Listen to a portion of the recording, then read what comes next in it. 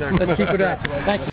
That was the second or third time I've spoken with Matt Daniels this year. That was the first time on the record, but he's a real nice kid. Got a good head on his shoulders. He's going to Duke next year, and he was just a real nice kid, and I'm pulling for him. I hope he has a good year. If there were a fantasy football league for local high school players, Matt Daniels would be my number one pick right now. He's like LaDainian Tomlinson of high school football, a scoring machine. And you look at his initials, MD, the doctor, or actually, he's like a surgeon carving up defenses out there. 5 touchdowns in 2 weeks.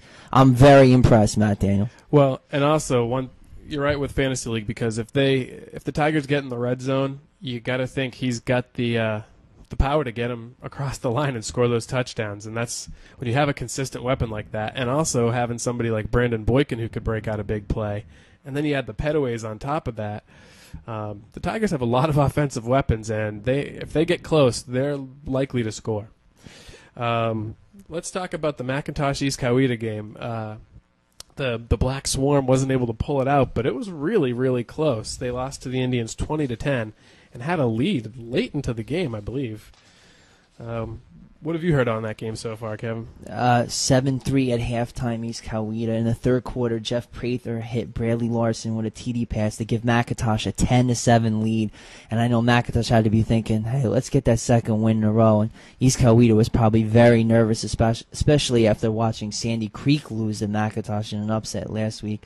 McIntosh entered the fourth quarter with a 10-7 lead, but East Coweta scored on a very wacky play. A McIntosh defender batted a ball into the air, and the ball fell into the hands of an EC player who ran it into the end zone, and that was the difference. What a disappointing loss for McIntosh. Give them a lot of credit. Second week in a row playing tough, and that Black Swarm defense holding East Coweta to what was the final score of that game again? 10.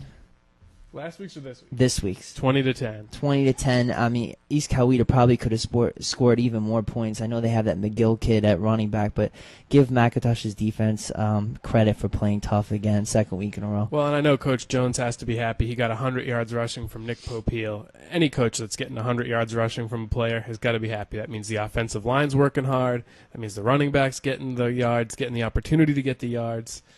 So that's just great. And keep in mind, Popeil's playing both ways, too. He's not only a running back, he's a defensive end. And he's one of their top defensive players. The kid is just really standing out for McIntosh this year. He's one of their leaders. Yep. And Matt Mateos had another field goal. He had one last week. He added another one this week. So having a consistent kicker is another great thing. Also last night, Stars Mill was on the road at Rockdale County. And they won that game, I believe, 21-14. The offense finally got things clicking a little bit. Spencer Penson had 138 yards rushing and a touchdown. Matt Sweat threw for 2 touchdowns, had 88 yards passing, and they trailed at the half. So this is a team that was under some adversity, and bounced back. Do you know who Sweat threw those touchdowns to, Kevin? Let's see. I will tell you that. Let's see. Touchdowns. Matt Osana had a touchdown catch for Stars Mill. Isaiah Carthrin had a touchdown catch for Stars Mill. Those are the 2 touchdown catches for Stars Mill. And Parker DuPont had a safety for the Stars Mill defense, which the defense, I guess, has looked pretty good all along. I know last week that was the one high spot for the team, so that's great. Parker DuPont is one of the best defensive players in the region, inside linebacker, and also an inside linebacker, Chris Suddeth. They probably have the best inside linebacker duo in the region. Both of those kids are outstanding. And I mentioned in our preview earlier this week that Matt Sweat and Spencer Penson were bound to break out soon, and obviously that happened last night. Spencer Penson, what a game for him. Well, I'm sure Coach Yearwood's very happy to get that first W on the board. Now, we don't have a lot of stats. We don't have any stats from this game, but we do have the results. Landmark played Ola at home and won 56-27. That has got to mean that the Landmark offense finally got things rolling. Last week they lost to Ringgold in the torrential downpour down at the stadium. So this week that offense got clicking and looked fine. I'm sure with all their weapons it was bound to happen. Walter Leonard, Jimmy Eden, Matt Thornton.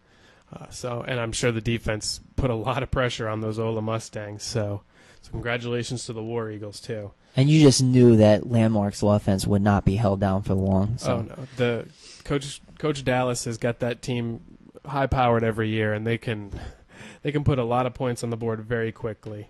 Now, in Class A, Our Lady of Mercy had a bye week, but they'll be back in action next week. And we got some really awesome games on tap for next week.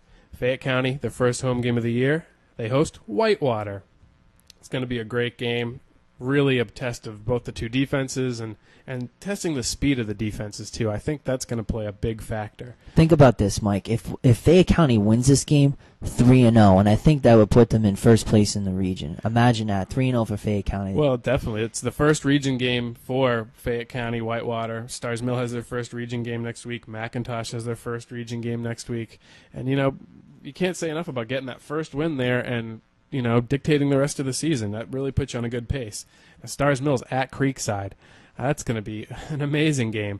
Early in the season, those were the projected 1 and 2 teams in the region. So that could be deciding who's going to get a home playoff game, really, or who has the inside track on it. I think the key to that game would be quarterback play. Creekside's breaking in a new quarterback. Of course, Matt Sweat at Stars Mill's a first-year starter. So I think whichever quarterback, has a bigger game, probably lead his team to victory. And I'm sure Spencer Pence and Stars Mill's going to have to rely on him, too, to pull out a victory. And Stars Mill's defense is going to be rock solid as usual. I brought up Sudeth and DuPont earlier, and they'll probably be active again. Well, last year that game was a classic, but you had Robbie Davis versus Eric Berry. Both of those guys are gone now. It's a matter of who's going to step up and fill those roles and really make those big plays. Mike, whatever you do not bring up the name Eric Berry around the Stars Mill coaching staff. Brings back nightmares for them. I'm sure they don't watch those Tennessee games at all now either. McIntosh is at Westlake next week. That could be a great game, and I'm really excited to see how McIntosh looks in region play against non-region opponents, against very tough non-region opponents. They've looked amazing. I mean, really, to be 1-1 off an 0-10 season, I'm sure they're very excited to see how they look in region play. Well, working in McIntosh's favor, Westlake, like just about every other team in the region, is breaking in a new quarterback. Last year's quarterback, standout Cameron Newton, is a backup quarterback at Florida right now, so that could actually help McIntosh. We'll see, though. And everybody else doesn't have a region game next week. Sandy Creek's at home. They host Franklin County. All I know about Franklin County is they're 2-0. Landmark is on the road at Pacelli, and Our Lady of Mercy hosts Athens Christian. And I know Coach Brian Pinnabell is looking forward to that. He wanted that. He was very glad to have the bye week to, work on some key things for his team. And he thinks they've got a good shot at Athens Christian. It's a home game. The fan base is excited. The numbers are up. So that could be a really good game to watch. And having 2 weeks to prepare for an opponent is always a plus and an advantage. Absolutely. Well, this was our first edition of the new Citizen Sports Blitz. We're going to be back on Wednesday. We'll be talking about all the cross-country results, the Mercy Invitational. I can't even think there was a Carrollton meet this weekend, so we're going to have tons of cross-country results. And the other day, Kevin did an interview with the Our Lady of Mercy cross-country coach Mark Tolcher and Matt and Jake Lethbridge. So we'll have that. I just want to let the fighting Catholics know I did not forget about you guys. Your interviews will appear next week. We'll have a lot of volleyball results and some softball to talk about. And we may even have some results from the Peachtree City Triathlon, which there's people in Lake Peachtree right now as we speak trying to avoid snapping turtles or something. So vicious. Thanks for tuning in. We'll see you next week. See ya.